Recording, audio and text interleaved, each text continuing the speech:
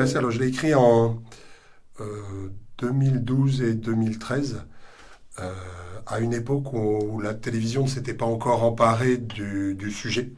Parce que la télévision s'est emparée du sujet en janvier 2015, au moins en France, quand il y a eu ce naufrage, où il y a eu plus de 1000 victimes. Et comme la télé, elle adore ce genre de chiffres-là pour faire les gros titres du 20h, la télé a commencé à en parler et on a beaucoup parlé.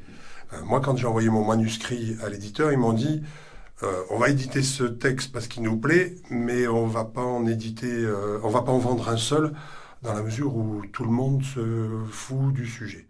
Moi, j'ai écrit ce roman-là parce que j'étais prof d'économie. Et quand on est prof d'économie, on se pose des questions sur l'évolution du monde.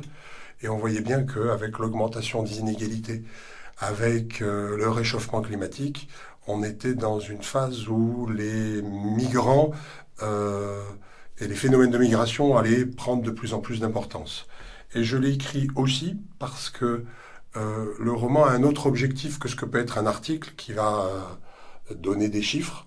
On va dire, voilà, il y a tant de millions de personnes déplacées à travers le monde, il y en a tant qui vont arriver vers la France, il y a eu 100 personnes noyées, ou 200, ou 50, et à chaque fois ce sont des chiffres, et ces chiffres qui sont utiles pour comprendre, pour analyser euh, et mesurer l'évolution du phénomène, ces chiffres ont tendance à complètement déshumaniser. Ce qu'on oublie souvent, c'est que derrière les 100 personnes noyées, c'est 100 fois une personne, et chaque personne avec des rêves, des espoirs, des craintes, chaque personne avec un projet de vie ou un projet de départ parce qu'il y a euh, une situation de désespoir que les gens veulent fuir.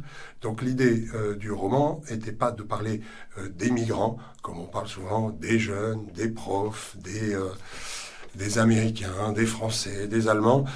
C'est de dire, c'est de vivre une expérience et d'embarquer sur le bateau et d'être avec Sam, avec Tian, avec Youssou, et que voilà, ça va permettre d'incarner des personnages, de mettre de la chair, de mettre des émotions, de mettre des sentiments, et de rentrer dans cette dimension humaine.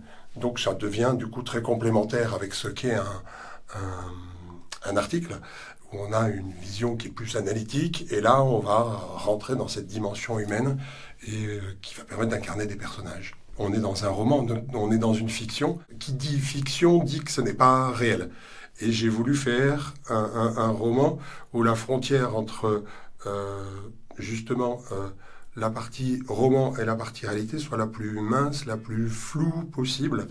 Euh, et donc ça rend un roman très réaliste. Donc l'idée a été de créer des personnages à partir de, de ce que j'ai pu découvrir, des recherches que j'ai pu faire sur les raisons pour lesquelles les personnes partaient, et de construire ces personnages de manière à les rendre les plus réalistes possibles et les plus vivants possibles.